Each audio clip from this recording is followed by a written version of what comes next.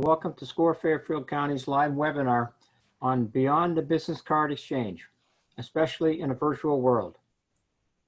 I'm Mike Clem, a business mentor here at SCORE Fairfield County, and I'll be your host. Our presenter today is Rob Thomas. More on Rob in just a minute. But first, let me provide you with some brief information about SCORE. The next slide, please, Rob. SCORE is a nationwide organization including over 11,000 volunteers with more than 300 offices around the country, providing free advice to small business owners. SCORE Fairfield County is comprised of more than 130 volunteers with a wide range of industry, process, and subject matter expertise. We offer three primary value-added services to small business owners.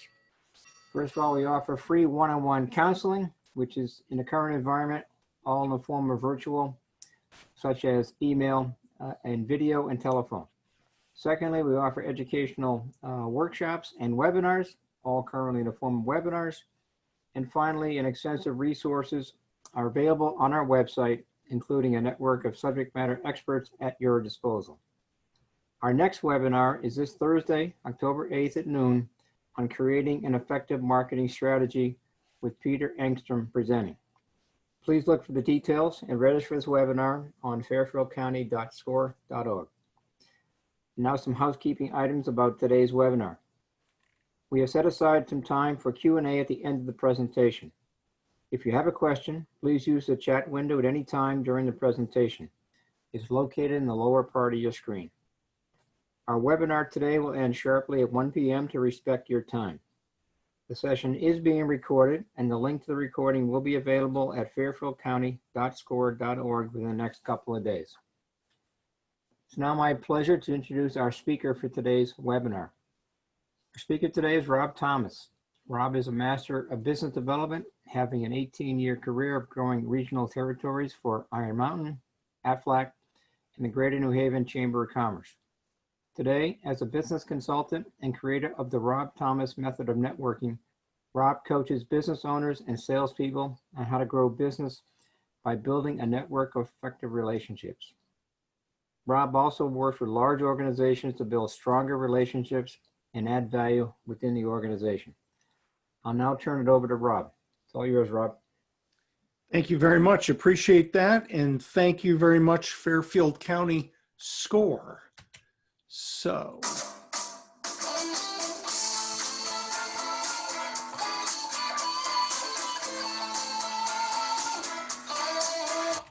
I'm not going to play the entire music, but hopefully you got a little laugh out of that. If you were here this afternoon looking for Rob Thomas, the singer of Matchbox 20, you're going to be sorely disappointed. So hopefully you enjoyed that. Little selfless plug about me. You may see a little bit of that at the end, but I do have a book that's been out about a year now, and since we don't have a video, I thought you'd like to look at my smiling, bald, beautiful head. Okay. I am often asked, networking. Well, that's taking a bunch of business cards and handing them out at events, or it used to be. Now, how are we supposed to do events?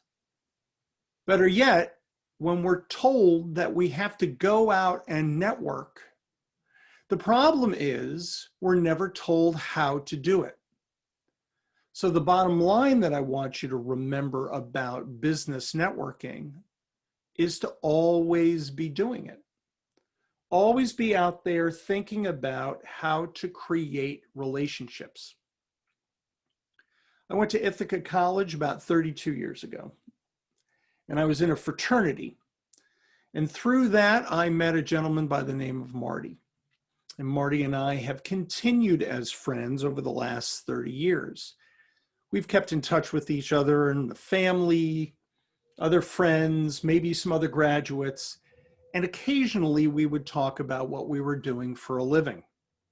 Until about 2 years ago, we hadn't really investigated that with each other. But he called me up one day after securing what he would call a lifetime pinnacle position with a very large e-commerce distributor of the world. And he said, you're never going to believe this. Throughout my entire 30-year career of doing information technology, the number one requirement they've asked of me of this job is to be networking. Because classically, if you're out there and you Google networking, you'll discover that it's about servers and wires and routers and things. But today I'm talking about business networking. I'm talking about creating relationships. And Marty was charged as his first job responsibility to make sure that the key accounts he was going to be responsible with, the number one key to his success was going to be effective networking. So through that, we discovered that I could be a very big help. And he retained me as a business counselor, consultant, coach throughout that year, which is now, I'm pleased to say, developed into a larger agreement with that company, with me trying to help 4 other business development specialists about how they should be more effectively networking. So you never know. This is my you never know slide. I want you to always be out there thinking about networking. But like we've heard the old adage about parachutes, they only work when they're open. I'm going to talk about a couple of things today that are going to set you outside of your comfort zone. And that's okay, because that means I've done my job. The thing I want you to think about is, okay, I'm not used to that kind of piece of it, but let me hear Rob out, and maybe that's got some definitive reasoning. Maybe that's got some real ROI. So if you keep an open mind throughout this RTM method I'm going to talk about today, I guarantee that I will make you memorable, all in a positive way, of course. But first, some basics. I want you to think about your work and your life and your LinkedIn contacts. But in my opinion, there are 3 keys to business success. The first is you need to be competent. You need to know and understand your craft, your job, your role very well. No BS, no fluffing it, no faking it to make it. This is about knowing exactly what you're doing and why you're doing it. The second key to success is to be confident. You need to really be able to confidently explain to another human being the competency that you have about that subject matter, product, or service. So I didn't say cocky, I said confident. And third key to success, in my opinion, is that you need to be connected. You need to understand how to put the dots together. You need to understand who you need to meet. Who is it that will listen to you, or who is it that you can make an introduction for so that you can become a hero? That, in my opinion, is the quan of success. That is really the ultimate essence, is to be connected. But the challenge is most of us don't know where to start. So the 4-step process goes as follows, and I start with identify. Think about your LinkedIn contacts as an example. How many of them do you have? How did you gain them? But more importantly, do you know them well, and do they know you well? Well, how am I supposed to do that? I mean, I have all these contacts. I've got 500, 1,000, 2,000, 50,000 people. Well, the first clarifier of identifying your network wants to be, if you've got family and friends in your LinkedIn contacts, that's fine only on one condition, that you have discussed your business or their business in some kind of way. Both of you know how you make a living. How do you put gas in your car? How much does it cost? How much does it cost for them? It's a detail that most of us gloss over because, well, family and friends, you know, that's the life insurance people. They tell us they got to go to start there. Yeah, well, maybe. Only if you've discussed business with your family and friends should they be in your LinkedIn profile. If they're not, swipe them out. Yep, that's what I said. Swipe them out of LinkedIn. Send them to Instagram, Facebook, and Twitter, which I'm sure those other 3 social mediums you've got a presence on. And let them follow you there. They could even just follow you on LinkedIn. You don't have to be connected with them. But also in terms of identifying, I want you to think in a 4-rate process, 4-step rating process that I've created. A number 1 in your network is a new contact. If I have not met you before on this webinar presentation this afternoon, you and I are now a 1. A 2 in my rating system is a former colleague or contact, or maybe an alumni from either high school, college, or otherwise. So that's establishing a prior relationship, maybe at a previous company or from school. Most of us have always discounted our high school or our college alumni. Well, I'm here to tell you, look at the Marty story. If Marty and I hadn't kept in touch, true, because we're brothers and we like each other and friends, then maybe it really wouldn't have solidified. A 3 in identifying your network talks about a one-way relationship. Again, let me reemphasize that LinkedIn is meant for business purposes and business networking. So a 3 talks about a one-way relationship.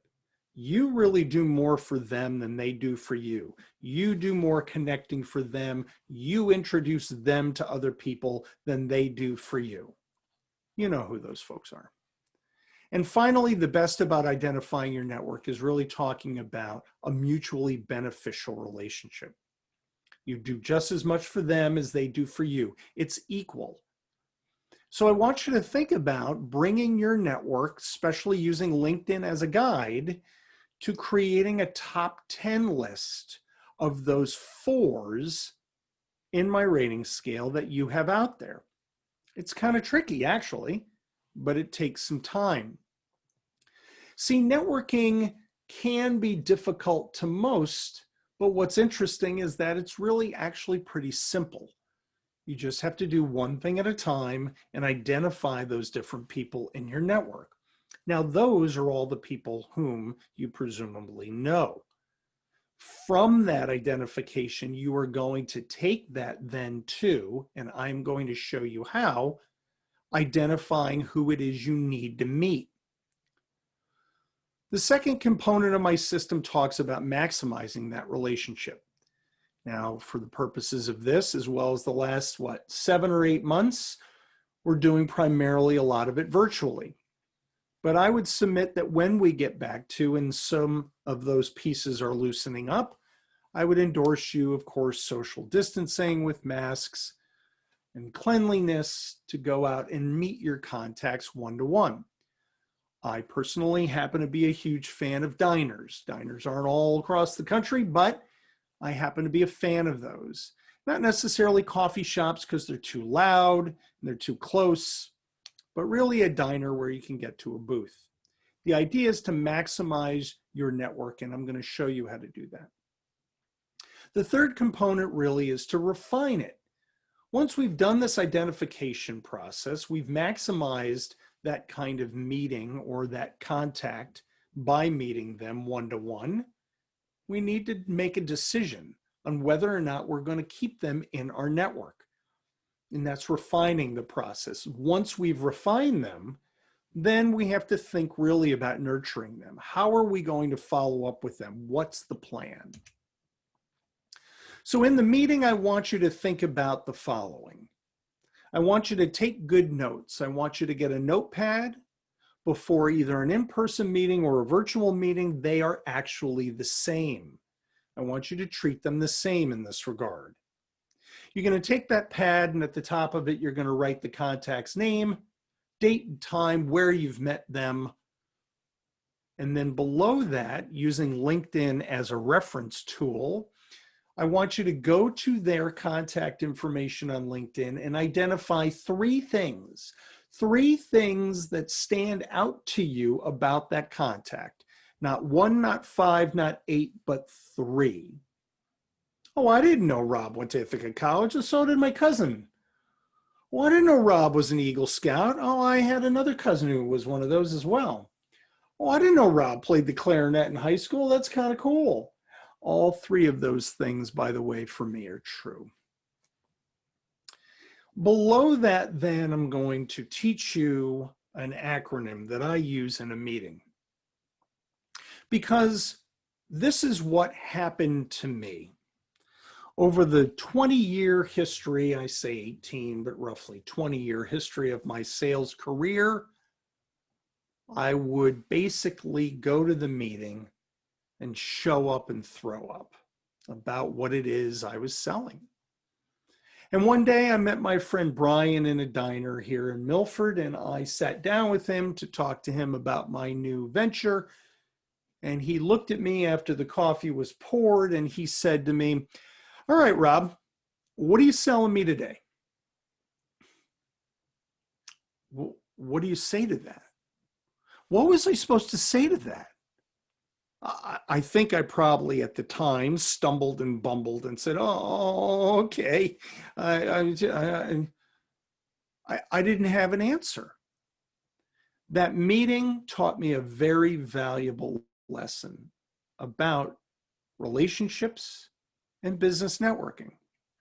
It taught me to use my ears and my mouth in proportion. We've all heard it. You've got 2 ears and 1 mouth. Use them proportionately. Listen more than you talk. But in this instance as well, I want you to ask good questions. Now, again, this presents itself in the virtual world. Just like you would dress up for a meeting, either at a diner or a restaurant, I want you to dress up for virtual networking as well. When you have that meeting, you don't have to have a fancy background or anything, but I want you to be able to dress up like you would at a regular meeting. Treat the meeting virtually like you would in person. There's so many different types of virtual meetings out there. I even just today heard of 2 more that are trying to compete with these as well as Zoom. But the idea is to get familiar with these different virtual platforms. But my bottom line wants to be, you want to present yourself just as you would as you were sitting across the table from them at a diner. The acronym we're going to talk about, I want you to write down on the left side of the notebook or piece of paper when you're meeting with your contact. FORM, F-O-R-M. This is a guide to put you through asking good questions of your contact so you can get a better idea about who they really are. Now, this doesn't have to be exhaustive. It's a guide. It's a way to ask your contact some good qualified questions. This does a couple of things. By doing the research about your contact and looking at their LinkedIn profile, you have established respect and credibility with them without even really knowing it, because you've done your research, you've done your homework. People are going to respect you for that. You have not just shown up to a meeting. Ladies and gentlemen, if you don't have 30 seconds to a minute, worst case scenario, 3 minutes, to go on your mobile device and go on the LinkedIn app and see their profile and write down some good qualifying questions and those 3 things above them, don't have the meeting. You are wasting your time. You're actually wasting their time. And they're a contact of yours who you're trying to promote through the levels. You're trying to promote them from a 1 to a 3 to a 4, or from a 2 to a 3 to a 4, or better yet, a 3 to a 4, because we're trying to get to that ultimate top 10 list of 4s. So we talk about family. Oh, tell me about your family. No, it's not what I'm saying. Why don't we ask them where home is? We've probably seen it on their LinkedIn. It's Milford, it's Shelton, it's Fisher's Island. But we want to ask them maybe how long they've lived there and let them talk a little bit about that. I had a lady in one presentation said she'd do me one better and say, not only where am I from, but where did I grow up? And those are two different places. It was very interesting. And that's why I mention it here. O for occupation, you're going to already know. Actually, the meeting will probably start with occupation. So this form isn't really going to be in order all the time. It's actually going to lead with O because you're going to know that because most people think, well, LinkedIn and professional and business and all of that. Sure. Recreation talks about what do they like to do for fun? And you can certainly ask them that. Here's the hiccup with that. They're going to say their family, their dogs, their cats, their fish, their kids, soccer practice. That's fine, and I get it, but I'm really looking more for what do they like to do for fun? Are they a skier, a boater, a golfer, as this picture alludes to? Getting kind of a sense of what gives them fire and passion. And then finally, who do they need to meet? Now, I guarantee you, they've never heard this unless they've got my book, of course, but they've never heard this question asked of them before because they don't know what to do with it because they've never thought about it. And I don't say, who do you want to meet? Because I want a Ferrari, but I need to meet the executive director or the president of CBIA for Connecticut. It's about being specific. That's the goal. Who do they need to meet? This can also branch into, if you want, maybe what their birthday is, not the year, or maybe where else they are on social, or maybe what their mailing address is. That'll become key in a minute. But these are all pieces of form. Here is the thing to watch out for, however. When you ask them who they need to meet, we don't want these three people who we don't know. Anybody, everybody, or somebody. Those are the three people we don't know. So unfortunately, there are professions out there. Who do you need to meet? Anybody who wants to buy or sell a house. Everybody who's looking for a mortgage. Somebody who'd be interested in buying my services. Those can be really challenging because I don't know those three people. I don't know all the people on the face of the planet. So I want you to think about being specific. Now, the ultimate reason of why you're doing this, in my Rob Thomas method of asking good questions and doing good research and finding out about them first, is that you're looking for the magic to happen somewhere in the middle. And that magic I call the organic switch. Because you have asked and done good research about them. And you've done it with integrity and ethics. You've done it because you've wanted to do it. So organically, we're hoping that that contact is going to just stop you in the middle and say, okay, wait, Rob, enough. Tell me about you. Tell me about what you like to do for fun. Tell me who you need to meet. When a meeting has the organic switch happen, something magical will occur because they actually organically now care. Is it going to happen all the time? Absolutely not. Are you going to kiss a lot of frogs? Absolutely. But these are your professional contacts. This is how you vet them. This is how you decide whether or not to keep them or swipe them out. Because ultimately you have to figure out where they fit in the rating scale. Do they keep that number or not? Or do you end up swiping them out? You know, you have to figure out what your follow-up is going to be after that meeting. I am the endorser of the handwritten thank you note. It is a long, true process, but it's been a long time since most people have done it. Because the thing is that most of us just send a text or an email or a Facebook Messenger or a LinkedIn message and we're done. Because who's got time for that? Who's got time for a handwritten thank you note? Who's got time to put a stamp on an envelope? Well, remember what I said at the beginning of our talk. I need you to think about opening your mind and being memorable.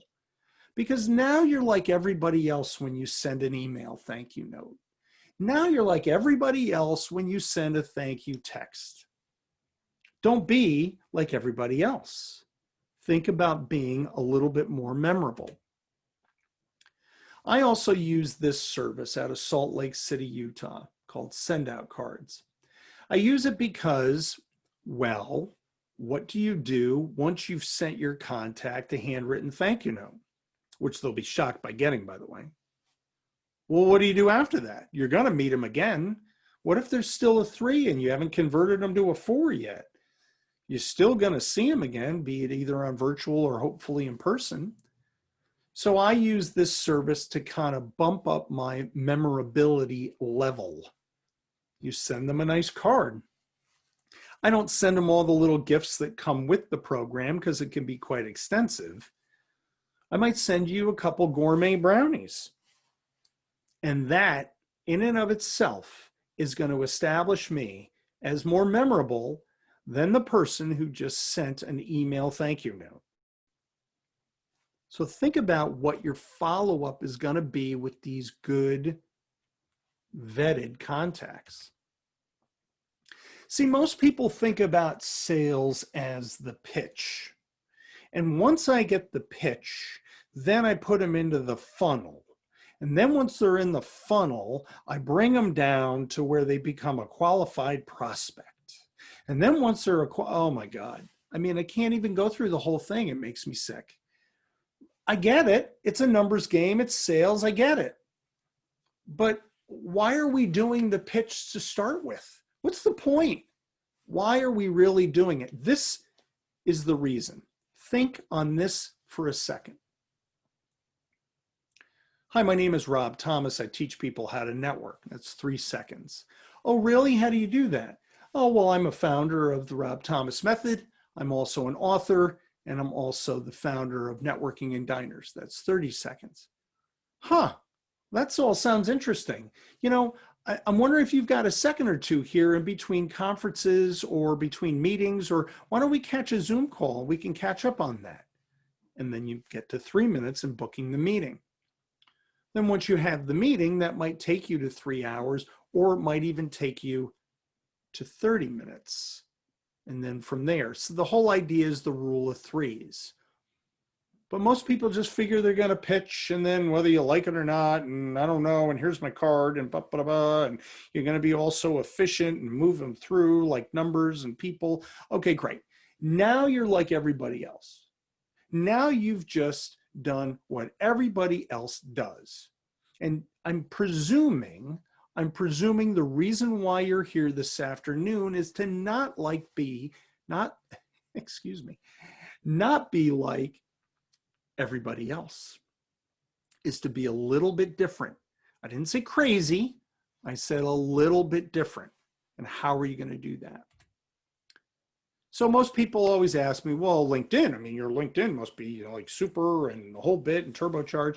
No, I've always got to refine it and change it and update it. So if you go to my LinkedIn, you may or may not be all that impressed. That's your call.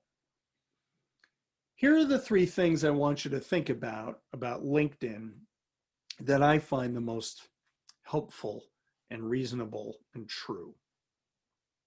The first is you want to have a digital headshot. Go down to Milford Photo or get a nice professional headshot for $100 and put it on your LinkedIn profile, because first impressions are always still better than the second. And they want to see that you actually have got good integrity and you can see it in a well-positioned headshot. Your second is, when you go through your LinkedIn profile, make sure you identify in all the different places and times and jobs your why. What is your why?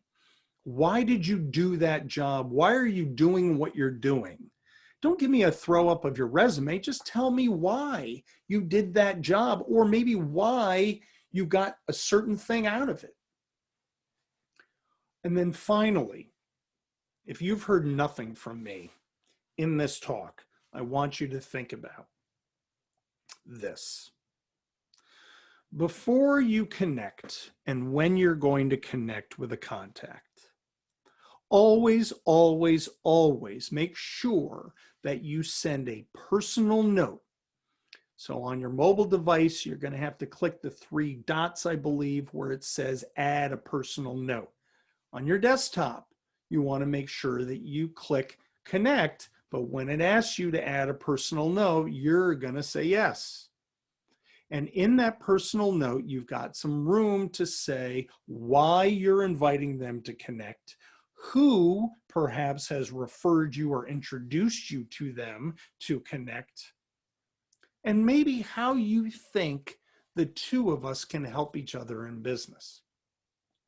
True to form, if you send me a request to connect on LinkedIn after this webinar today, and you do not send me a personal note, this is the cocky side of me, by the way, I will not accept.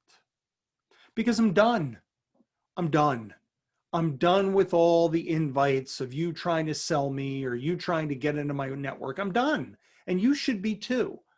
You should think about how you're using this application for your benefit as well as others, but to have 90% of your LinkedIn contacts people whom you know and they know you.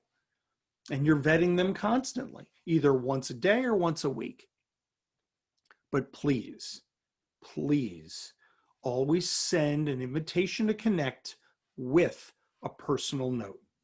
I promise you that will help you. I get it. I get it. Hope is not a strategy. I get it. I understand.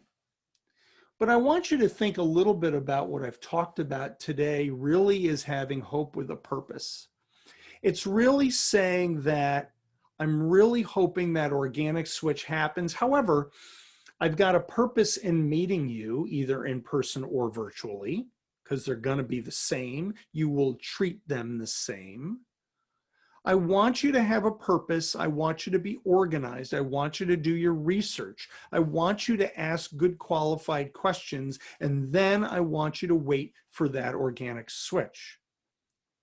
Now you can contact me afterwards on what possibly you do with a contact you really got to have if that organic switch does not occur. But for this afternoon's purposes, I want you to think about this entire method and strategy as really having hope with a purpose. I've taught you a bunch of things today. It can be overwhelming, but here's the bottom line. When you are networking in business, it's more about listening than it is about speaking. It's more about doing good research of your contact to connect than it is showing up and throwing up. It's about having that good ethics and integrity so that your business professional network is wrought iron. It is credible. It is vetted. And people will want to connect with you and they will want to introduce you to other people. Thank you very much.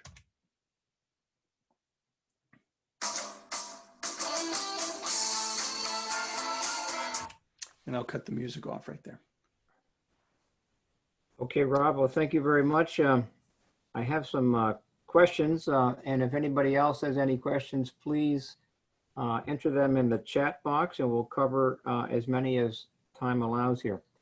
The first question I have for you here, Rob, is one of our participants mentions that you're very good at helping people with connections. And she said they would be in the level 3 category per your 1 through 4 levels, but she's not as great as getting them to level 4. What would you recommend? The challenge with that usually is that maybe they're doing more for them or you're doing more for them than they are for you. And it's to meet with them and ask them about them and see who it is they need to meet. You've got to get them to specifics. However, if it has come to pass that you've had a good couple of meetings and you just can't figure out, which I think I understand the question to be, you can't get them up that one scale from a 3 to a 4. Here's my rule of thumb. 3 different types of meetings, be it either Zoom or in person. I'm not much for phone calls now that we have the Zoom and the Wi-Fi capability or any of the other virtual networks. 3 meetings in 90 days. That's my rule. If I haven't been able to get you to pivot, or I have not done the good research or asked you good questions in those 3 different meetings, and all you've done is talk at me for an hour or even half an hour each time, swipe them out. Swipe them out of your network. That's what I say. Okay, very good. You touched a little bit on the use of Zoom. Clearly, you know, it's going to be a while perhaps before most people are comfortable meeting again in person. In the current environment, where we're all in a virtual environment, what is the best way for people to expand their network? How do they get to the Zoom meeting, so to speak, I guess? Well, so the idea is that's why the slide exists about all the different kinds. So I jumped on Zoom, though Zoom has been around since I believe 2005 or 2007. So, I mean, I just kind of got to the party. Now I'm at the party and I joined the party. Zoom, as I understand it, for a basic kind of account for an entrepreneur is $160, including tax and tip for the year.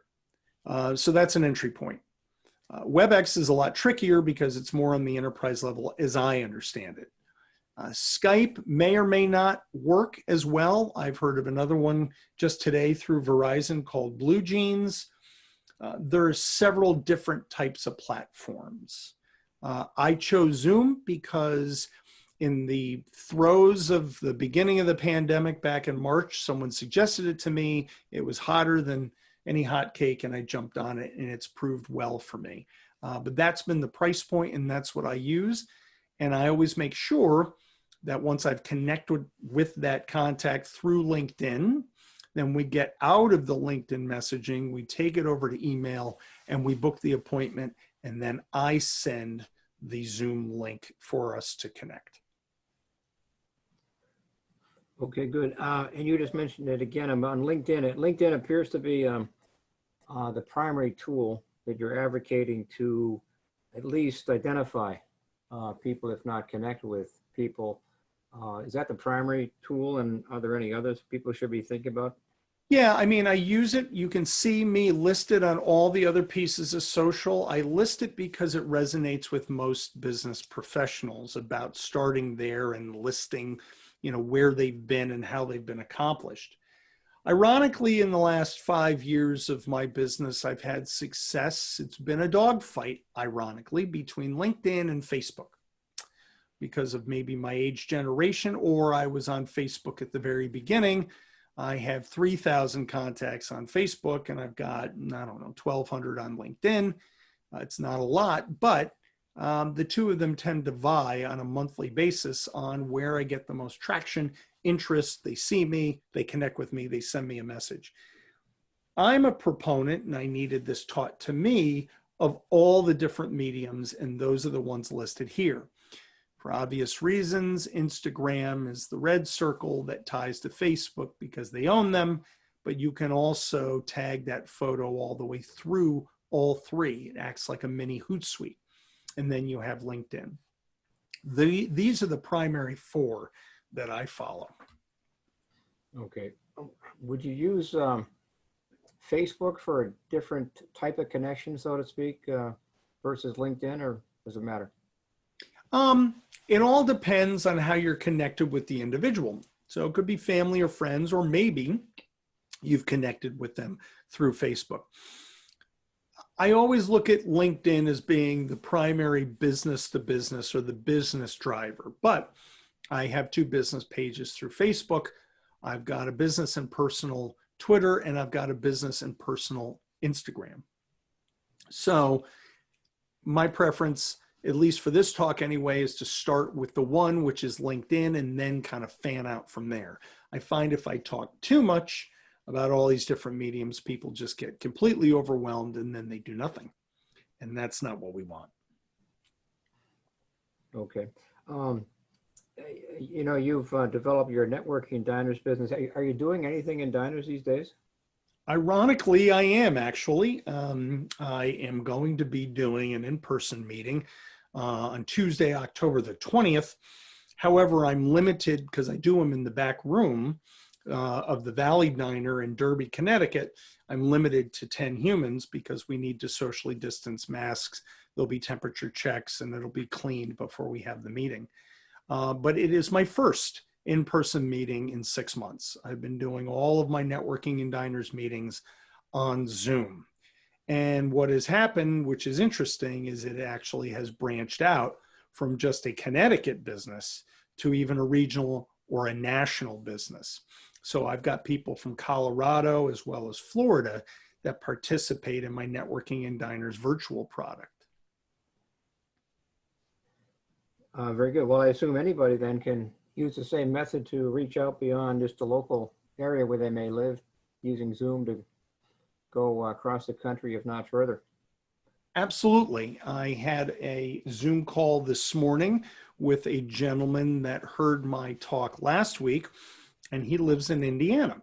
So he works for the Wireless Zone Corporation out in Indiana, and we had an excellent Zoom call this morning just before this presentation today. My next call in an hour or so is with a gentleman out of Texas. So yeah, it is literally expanded me not only nationwide, but worldwide. I made a connection with a gentleman who had me on his podcast from Australia. So Jürgen had me on his podcast, and now we've created a great business relationship. And he's in Australia. So you just never know. It really has expanded very nicely. And I'm very excited. Excellent. Okay. I don't have any other questions at the moment. If anybody does have a question, please put it in the chat box. In the meantime, Rob, any other words of advice you can give us? No, I just, again, feel free to connect with me on social. If you're going to invite me to connect, you know what to do on whether you'd like to do that. I really appreciate you coming out and listening and or following me or your thoughts and your questions and participating. So I thank you very much. And again, thank you, Fairfield County SCORE. Okay, very good. Well, thank you, Rob, very much for presenting today. As a reminder, the recording of this webinar and the materials will be available within a couple of days on our website at fairfieldcounty.score.org. Our next webinar is this Thursday, October 8th at noon, on creating an effective marketing strategy with Peter Engstrom representing. Please register for this webinar on our website. Again, SCORE offers free individual counseling, so please use the link on the screen or visit our website and click Request a Mentor. Also, please fill out your evaluations that have been sent at the end of this webinar. Again, thank you very much, Rob, for presenting today. And thank you all for attending today's SCORE live webinar. Have a nice day and stay healthy, everyone.